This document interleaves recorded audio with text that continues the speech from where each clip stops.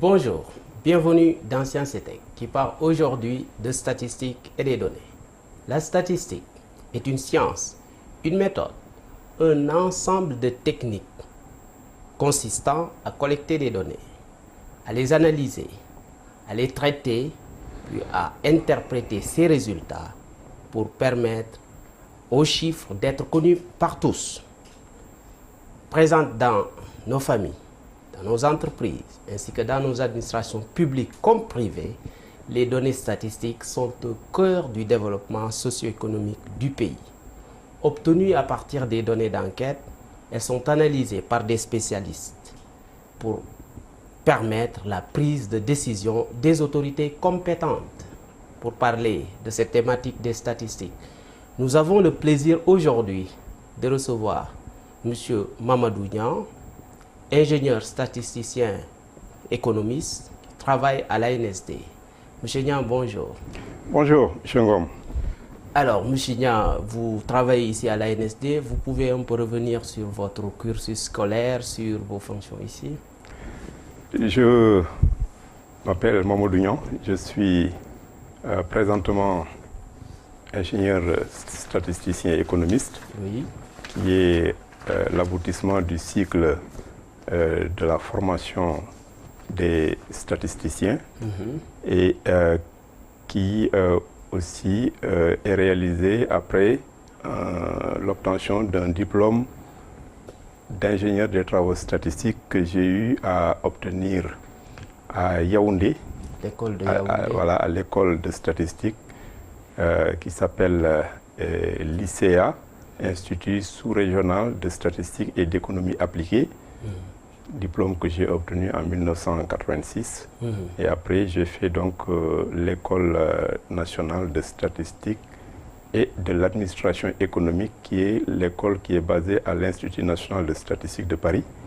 Voilà, c'est de 1987 à 1990 que j'ai réalisé ce cycle de formation et donc où j'ai obtenu le diplôme d'ingénieur statisticien économiste. Et immédiatement après, je suis rentré au Sénégal pour pouvoir servir mon pays. Donc j'ai été dans un premier temps recruté par la direction de la prévision et de la statistique, qui est un peu l'ancêtre de l'ANSD, de l'Agence nationale de la statistique et de la démographie. Et voilà où j'ai donc servi pendant 3 ans. Après, j'ai dirigé des projets statistiques, en particulier le projet qui est intitulé Diagnostic permanent pour la sécurité alimentaire, qui était dirigé, coordonné par le SILS et aussi financé par l'Union européenne. C'est un projet sous-régional. Donc c'est moi qui étais le chef du projet au niveau national.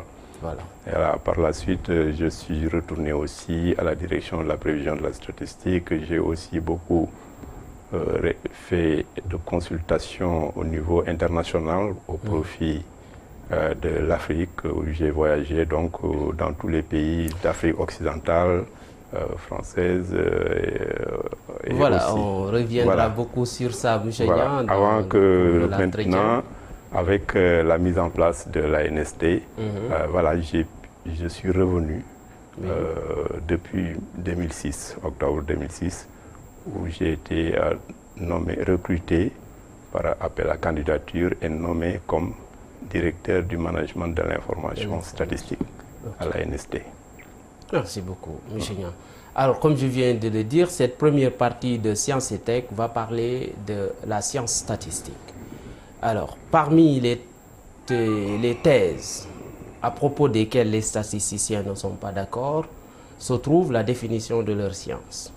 Maurice Kendall, un statisticien britannique, né en 1907, une année après le président Senghor, définissait la statistique comme étant un ensemble de méthodes qui a pour objet la collecte, le traitement et l'interprétation des données d'un groupe d'individus ou d'unités statistiques. Alors, vous, Mouché Niang, vous l'avez dit tout à l'heure, vous êtes ingénieur statisticien. Partagez-vous cette définition de Kendall, ou si vous devriez définir la statistique de façon succincte, que serait cette définition-là? La statistique peut effectivement être définie comme étant un ensemble de méthodes scientifiques utilisées pour rechercher la vérité de la manière la plus objective, la plus fiable sur une population, un groupe d'individus, un groupe d'unités.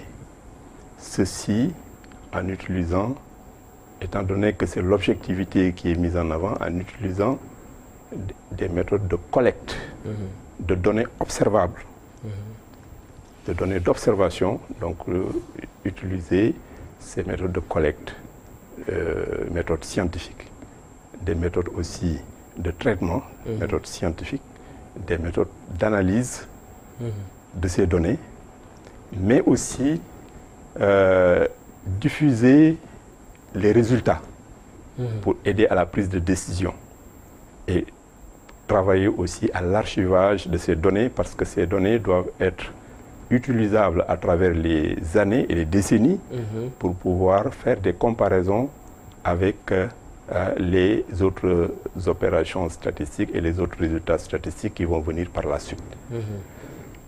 Donc effectivement, la définition donnée par Kendall est une définition correcte. Maintenant, il faut bien considérer que dans la statistique, il y a aussi, en plus de la collecte, du traitement et de l'analyse, il y a aussi les aspects qui sont des aspects proprement statistiques de diffusion et d'archivage des données. De l'information. Voilà. Alors, Mouché Niang, vous pouvez un peu revenir sur la définition même de la statistique, si vous êtes revenu sur la définition de la statistique, j'allais dire. Alors, il y a la statistique est composée de plusieurs aspects qu'on appelle la statistique descriptive ou la statistique scientifique. Vous pouvez un peu revenir sur ces aspects? Oui. La statistique, comme son nom l'indique, est une science. Et c'est pour cela, effectivement, il y a une composante théorique. Et dans la composante théorique, il y a bien sûr tout ce qui a trait à la statistique mathématique.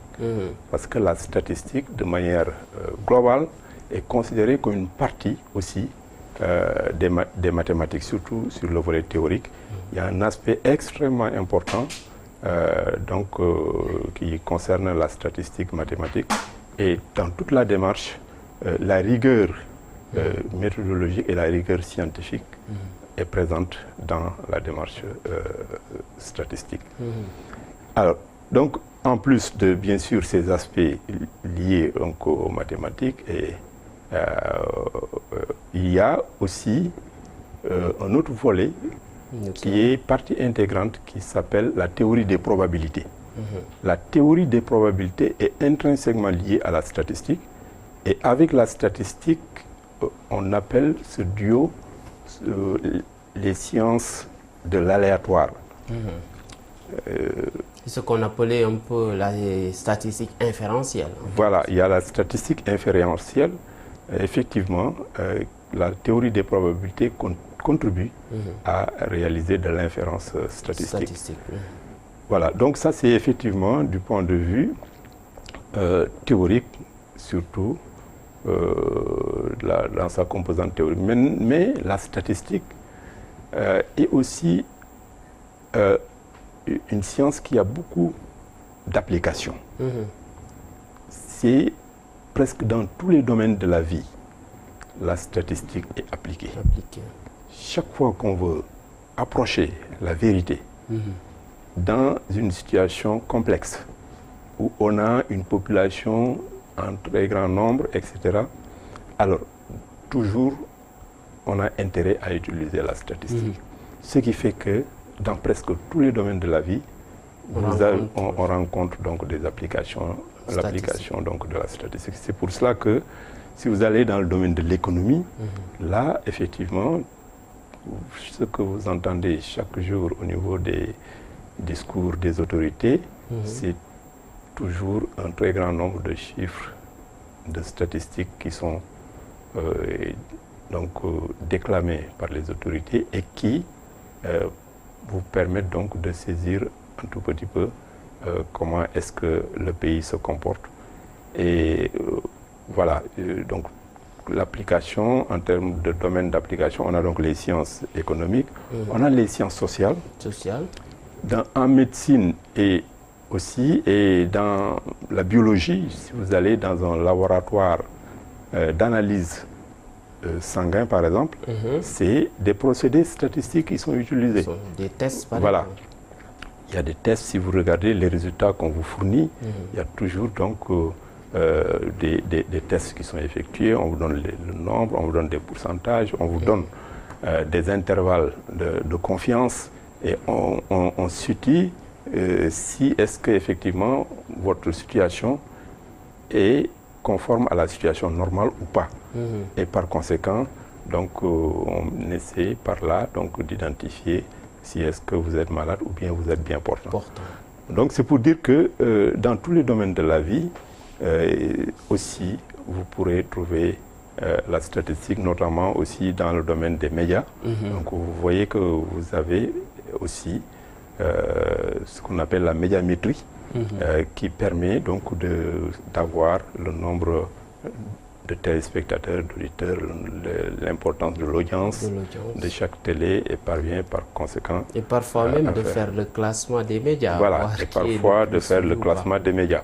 Voilà. Bon, mais je pense que, à mon niveau, je crois que Mourchid TV, en tout cas, de par la qualité de ses programmes, moi je pense que Mourchid TV devrait être très bien classé au niveau donc, des médias. Alors certains aussi classent les statistiques comme étant une partie des mathématiques, alors que d'autres les mettent dans les sciences sociales. Il y a même une troisième catégorie qui pense que les statistiques sont maintenant un domaine d'étude, une science à part entière. Qu'est-ce que vous pensez sur ça?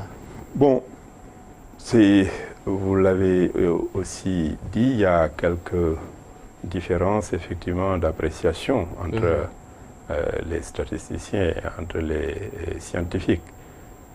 Mais la statistique a beaucoup d'applications au niveau des sciences sociales, mais ne peut pas être uniquement confinée dans les sciences sociales. Et la méthodologie statistique qui est utilisée, ce sont ces mêmes méthodologies qui sont utilisées dans le volet social, mais aussi au niveau des autres secteurs d'activité, que ce soit au niveau de l'industrie, par exemple, avec les contrôles de qualité, que ce soit au niveau de la démographie, qui permet de mesurer les mouvements de population avec l'importance de la natalité, de la mortalité, les migrations. Donc vous voyez que dans tous ces secteurs d'activité, il y a effectivement les mêmes méthodes statistiques qui sont utilisées, les mêmes principes statistiques, les mêmes techniques pour collecter, comme vous l'avez dit tantôt, collecter des données observables, des données d'observation, pour les traiter, pour aussi les analyser, les diffuser et aussi archiver les bases de données. Donc, alors, il y a aussi un problème au niveau toujours de la définition. Certains considèrent qu'il y a la science statistique et d'autres passent vers le pluriel, les statistiques. Quelle différence existe-t-il ou existe-t-elle entre ces deux concepts? La statistique en tant que science et les statistiques. Oui. Chaque fois qu'on parle de la statistique, parfois même on met une majuscule à S. S majuscule. Et on parle par là, on sous-entend par là la science de manière globale, qui est donc l'ensemble des principes, des méthodes, des techniques et outils statistiques qui sont utilisés pour réaliser les opérations statistiques. Donc c'est en général, de manière globale, c'est l'ensemble de la science qui est sous-entendu. Par contre, quand on dit une statistique ou bien des statistiques, là c'est juste en fait une quantité calculée. C'est un chiffre, c'est une donnée statistique qui est le résultat d'une agrégation sur les microdonnées. Quand on dit microdonnées, donc c'est les données qui sont observées au niveau de chaque individu ou bien de chaque unité statistique. De chaque unité statistique ou bien au niveau donc de l'échantillon. Et donc ces indicateurs qui sont parfois des moyennes, des totaux, qui sont des médianes, voilà, des modes, des écarts types, parce qu'on a souvent ce qu'on appelle les indicateurs de tendance centrale et aussi les indicateurs de dispersion, qui vous donnent une idée sur le degré d'homogénéité ou non donc de la population, voilà, et de ces données-là. Alors, M. Dian, vous en avez fait état tout à l'heure que par rapport aux applications de la statistique, quel rôle jouent les statistiques ou la statistique, comme vous voulez, dans le développement socio-économique du pays? Dans le développement socio-économique du pays, chaque fois que l'État veut être efficace, dans tous les pays, l'État a intérêt à utiliser beaucoup de statistiques et à produire et à faire produire beaucoup de statistiques pour suivre le développement économique, le développement social, le développement environnemental. Et ceci, les Nations Unies ne s'y trompent pas. Si il y a au niveau des Nations Unies déjà une journée mondiale de la statistique et au niveau aussi de l'Union africaine. Le 18 novembre est célébré, voilà, est célébré chaque année comme journée africaine donc, de la statistique. Et au niveau des Nations Unies, il y a une résolution qui a été votée et qui a été aussi acceptée par l'ensemble des États membres des Nations Unies qui concerne les principes fondamentaux de la statistique officielle. Et donc, vous voyez que, et ça devient par conséquent une convention internationale pour l'ensemble des États, et, voilà, et qui, par conséquent, sont amenés à devoir respecter ces principes fondamentaux de la statistique officielle. De même, au niveau africain, l'Union africaine a adopté ce qu'on appelle la charte africaine de la statistique. Charte africaine de la statistique. Voilà. Et la charte africaine de la statistique a été signée par presque tous les chefs d'État des États membres de l'Union africaine. Et est ratifiée aussi par beaucoup d'États. La quasi-totalité. Bon, pour le moment, la ratification, vous savez, c'est un processus qui peut être un tout petit peu long.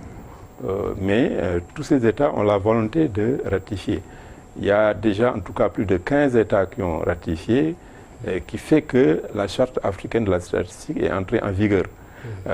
Bon, au Sénégal, je dois dire que le processus de ratification n'est pas encore terminé.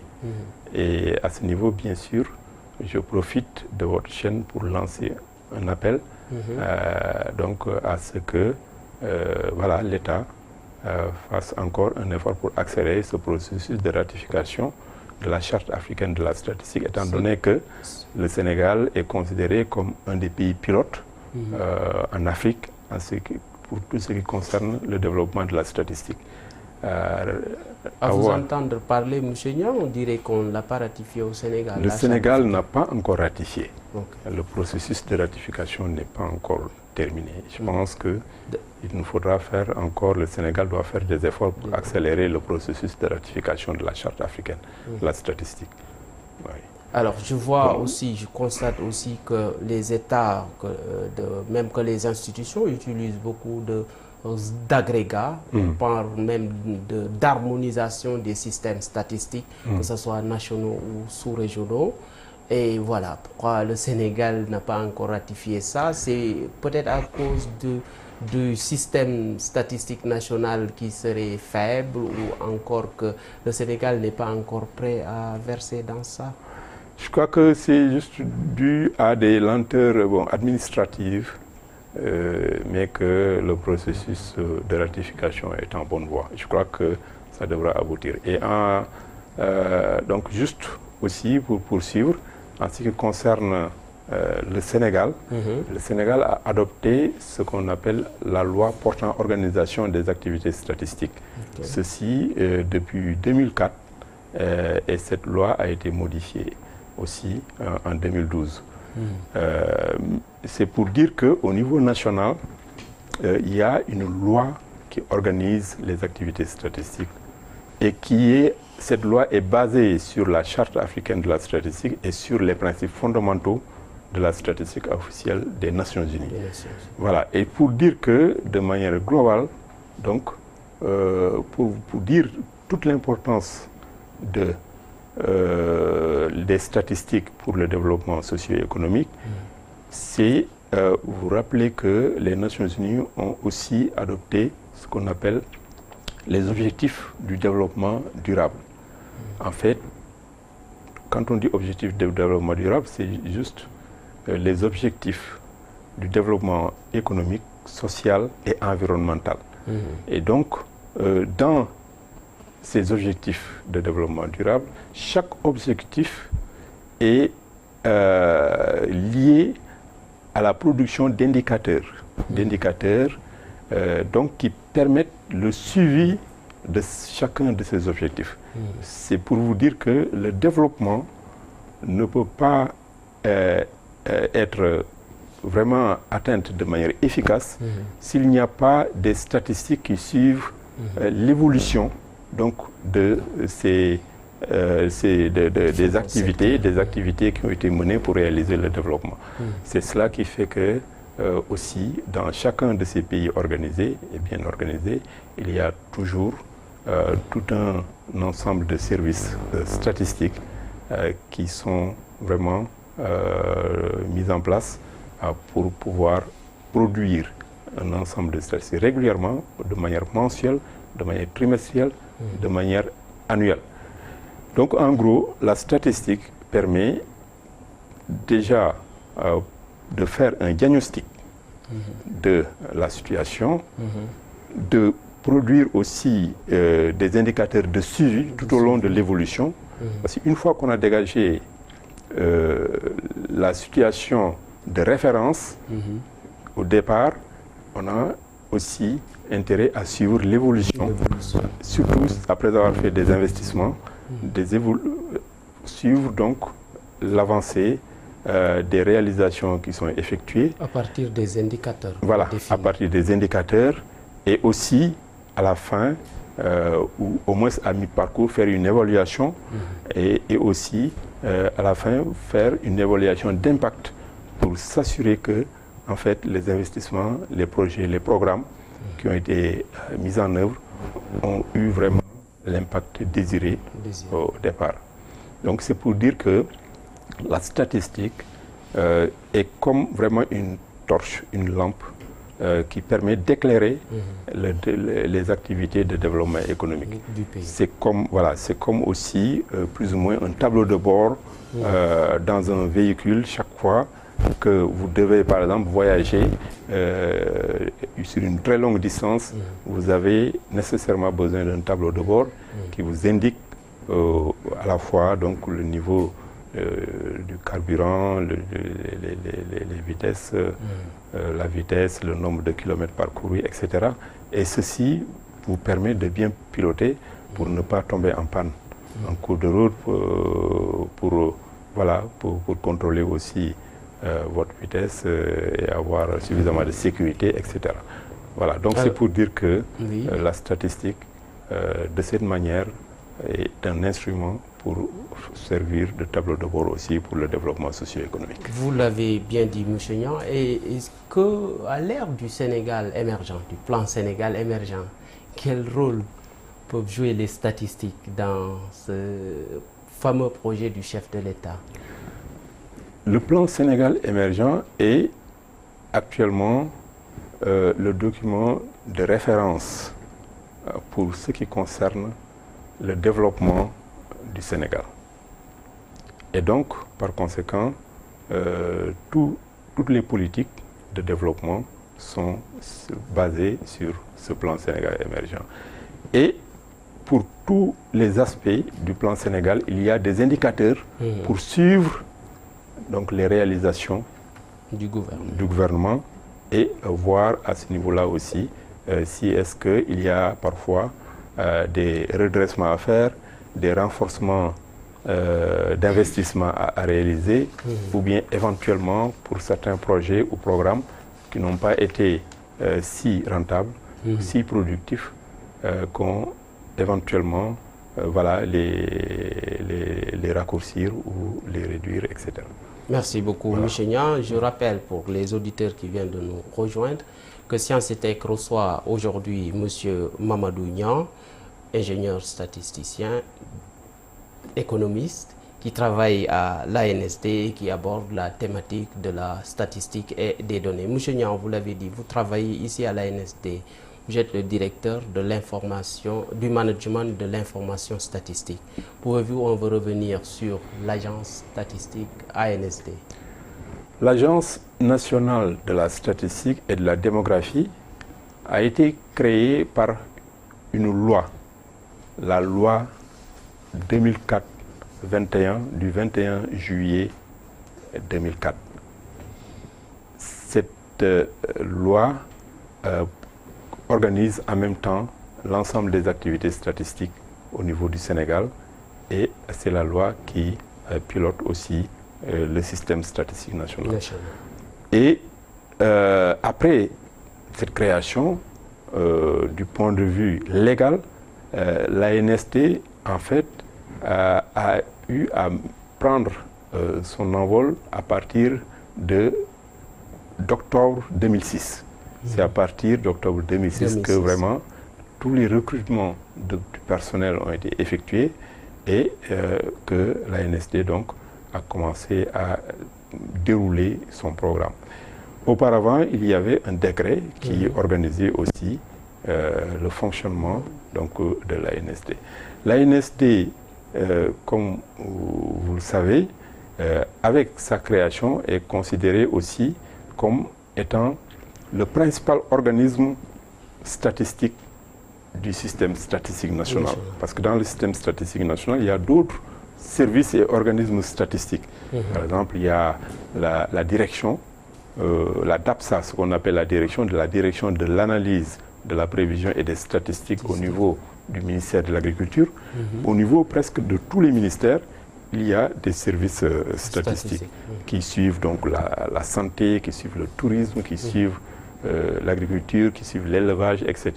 Et quel est le travail d'un statisticien dans cette agence, par exemple, concrètement? Donc, au niveau de l'agence, en tant que principal organisme du système statistique national, a pour mission de produire pour l'ensemble du pays les statistiques portant, par exemple, sur les comptes nationaux. Chaque fois que vous entendez le produit intérieur brut, la croissance, et aussi tous ces indicateurs portant sur le volet macroéconomique, là, vous sachez que c'est souvent donc l'agence qui produit cela. Et si vous regardez aussi au niveau de son site web, www.ansd.sn, c'est effectivement ce site web qui permet donc de suivre aussi et de suivre donc l'évolution de ces indicateurs macroéconomiques. Mais en plus, aussi tous ces aspects qui sont liés à la population, son évolution, c'est aussi l'ANSD qui les produit.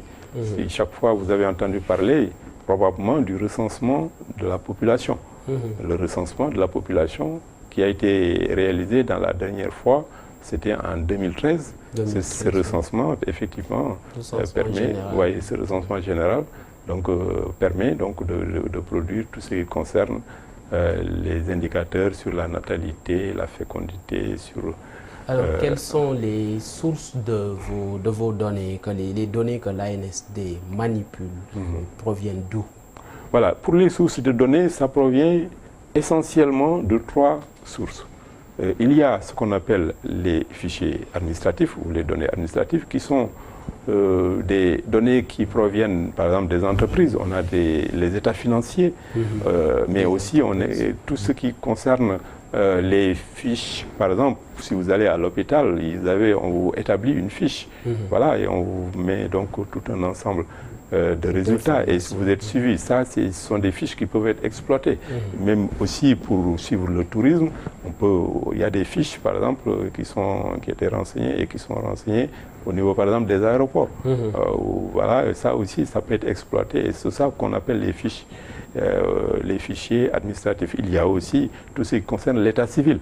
Chaque fois qu'il y a des naissances, des mortalités, des décès ou bien voilà, des mariages, donc il y a des fiches qui sont... Ce sont des fiches d'état civil aussi qui sont Cela veut élaborées. dire, si on ne fait pas des enregistrements au niveau des naissances, au niveau des hôpitaux, au niveau des écoles et partout ailleurs dans le pays, dans les services, ça veut dire qu'on n'aura pas la possibilité d'avoir des statistiques qui renseignent le mieux le gouvernement et les services de l'État pour qu'on puisse avoir ces données, ces rapports de comparaison. Voilà, exactement, parce qu'effectivement, c'est à partir de ces fichiers d'état civil qu'on établit ce qu'on appelle les statistiques de l'état civil, qui permettent donc de suivre voilà, au jour le jour les évolutions concernant tout ce qui concerne les naissances, les décès, les mariages, etc. Voilà. Mais en dehors de cela, il y a aussi voilà, les enquêtes et les recensements. Parce que, comme on disait tantôt, la statistique, c'est une science d'observation aussi. Chaque fois qu'on veut bien vraiment connaître la vérité, on descend sur le terrain pour envoyer des enquêteurs au niveau des ménages, au niveau des entreprises, voilà, et au niveau des individus pour interviewer et aussi observer comment vivent les populations. Donc c'est cela qui fait qu'effectivement, par exemple, ne serait-ce que pour le recensement, nous sommes dans l'obligation de recenser, de lister et d'aller dans chaque maison, dans chaque concession du Sénégal. Et ça veut dire que vous n'avez pas d'échantillon, vous interviewez la population. Exactement. Dans sa globalité. C'est ça qui est le recensement. Le recensement, ça procède de manière exhaustive. C'est-à-dire c'est vraiment une interview qui est réalisée pour l'ensemble des individus. Des individus concernés. Voilà. Mais comme c'est une opération très lourde, ça se fait tous les 10 ans. Et qu'entre les 2 recensements maintenant, il est effectué des enquêtes. Enquête par sondage à partir d'un échantillon. Cet échantillon est tiré à partir de la base de sondage qui est constituée à partir du recensement de la population. Donc le recensement de la population permet en même temps de constituer une base de sondage pour que par la suite on puisse tirer donc un échantillon et pouvoir réaliser des enquêtes. Beaucoup de scientifiques, M. Niang, dans les universités qui étudient la statistique et qui appliquent leur théorie au niveau des données observables de l'ANSD, de l'État ou des institutions de l'État, fustigent le manquement ou l'insuffisance des données statistiques au niveau du Sénégal. Alors, que va nous dire le directeur chargé de l'information statistique de l'ANSD? Parce que les universités ont besoin des données et des bases de données pour faire les applications de leur théorie. Mais ils n'en ont pas, malheureusement. Bon, effectivement, probablement que les statistiques ne peuvent pas être complètes. Mais globalement, il y a déjà un programme statistique qui est établi. Et l'ANSD et les autres services ont l'obligation de produire ces statistiques. C'est ça qu'on appelle les statistiques officielles, les statistiques publiques. Maintenant, pour tous les chercheurs, les étudiants qui veulent poursuivre donc leurs recherches, ils peuvent toujours adresser au directeur général de l'ANSD, adresser une demande pour avoir des données plus détaillées pour pouvoir affiner leurs recherches. Mais généralement, chaque fois qu'ils adressent une demande, ces bases de données leur sont fournies pour qu'ils puissent poursuivre leur recherche si vraiment la demande est bien motivée. Voilà. Et cette demande peut même être adressée via l'adresse officielle, l'adresse email officielle même.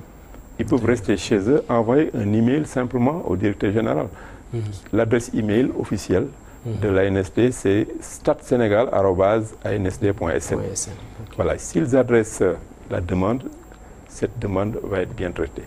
Alors, que direz-vous, M. Niang, de la coordination, de la cohérence et de l'efficacité du système statistique national?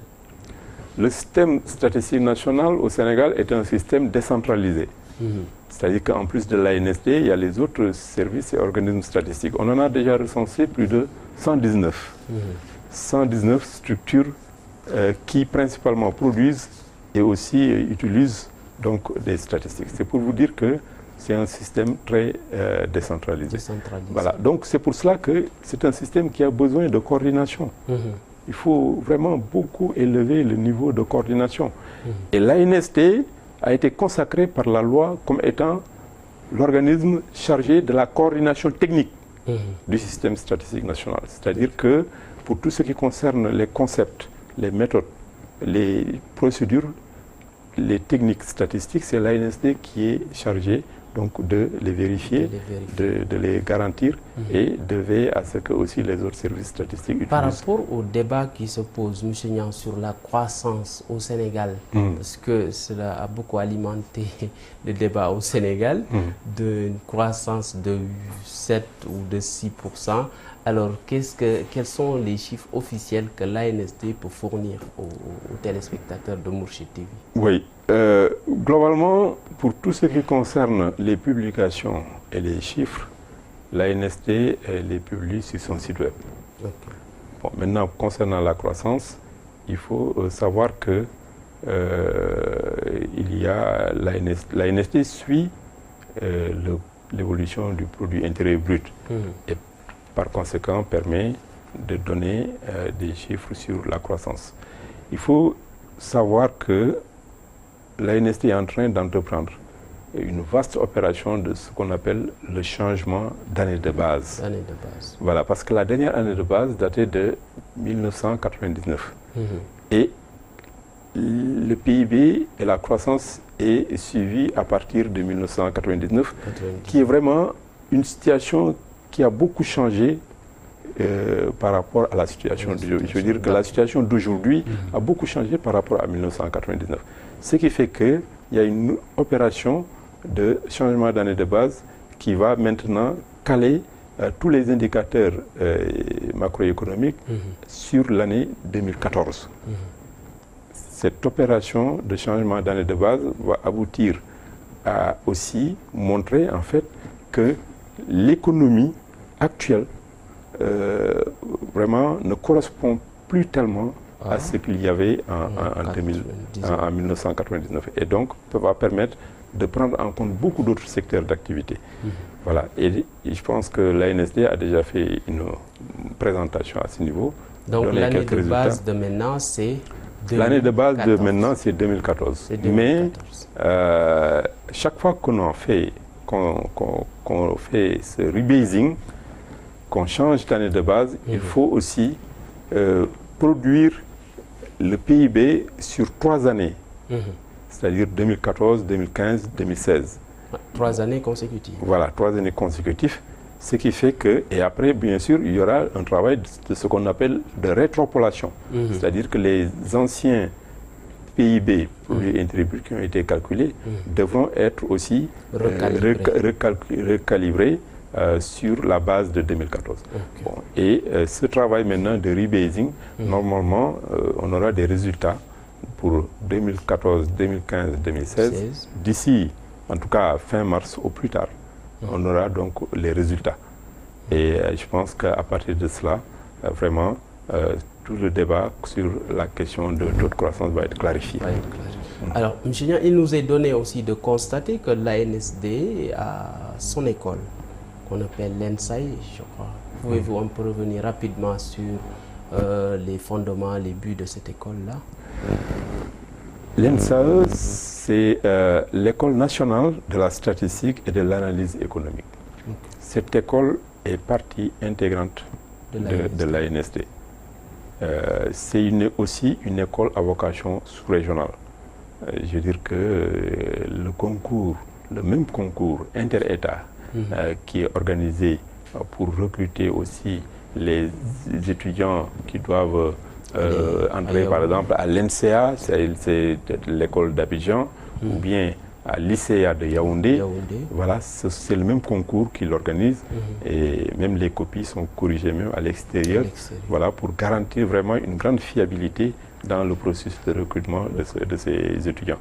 Mais d'autre part aussi, cette école donc, est une école aussi nationale qui forme aussi le personnel principalement voilà, qui doit travailler au niveau de l'ANSD, mais aussi au niveau des autres services et organismes du système statistique national.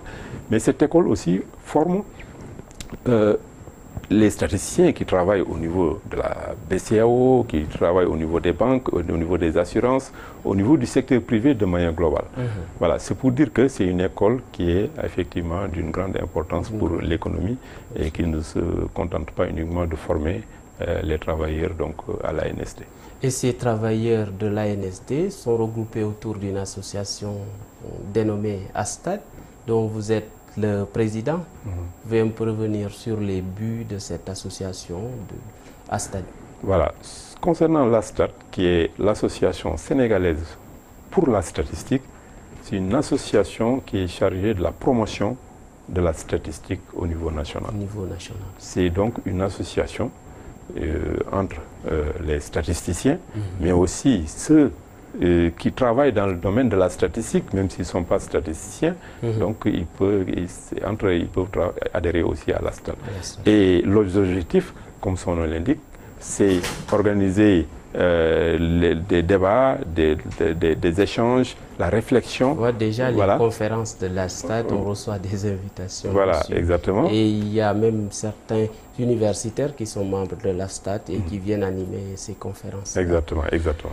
Alors, quel type d'activité, au-delà des conférences, menez-vous au niveau de l'ASTAD et peut-être quels sont vos partenaires aussi qui vous accompagnent dans ça? Voilà, essentiellement en termes d'activités, donc il y a des activités de promotion de la culture statistique à travers, par exemple, des conférences publiques qu'on organise, mais aussi à travers des exposés débats, voilà, et aussi donc il y a un travail aussi de promotion des principes fondamentaux de la statistique publique, notamment aussi la promotion de la défense de l'indépendance professionnelle de la statistique. Voilà, donc ça c'est effectivement les principaux aspects.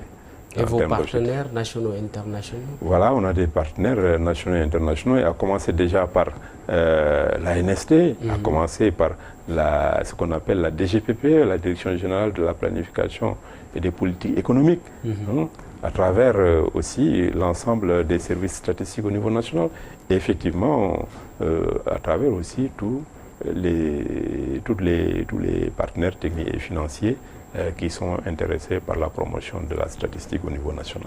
Et quel est votre dernier mot, M. Niang? Oui, le dernier mot, c'est vraiment tout le plaisir que j'ai d'être invité par Mourchid TV, qui est, comme je le disais tantôt, une télé que moi je suis beaucoup parce que vraiment le contenu, le développement des valeurs, chaque fois que je fais un zapping au niveau des télés, je vois beaucoup d'autres télés qui montrent de la danse, de la musique, etc. Et que quand je tombe sur Mourchid TV, je vois que vraiment il y a beaucoup d'émissions qui sont organisées pour promouvoir le niveau d'éducation, le niveau donc, de conscientisation, le développement des valeurs au niveau du Sénégal, ce qui fait que vraiment c'est une télé que j'apprécie beaucoup et vraiment je vous remercie pour votre invitation. Merci beaucoup, M. Niang, l'honneur est pour nous. Donc, merci beaucoup, mesdames, messieurs. Ici s'achève Science et Tech pour aujourd'hui. Merci de bien l'avoir suivi. Nous vous donnons rendez-vous très prochainement pour un autre numéro. Restez scotchés sur les programmes de la chaîne des valeurs Mourchid TV.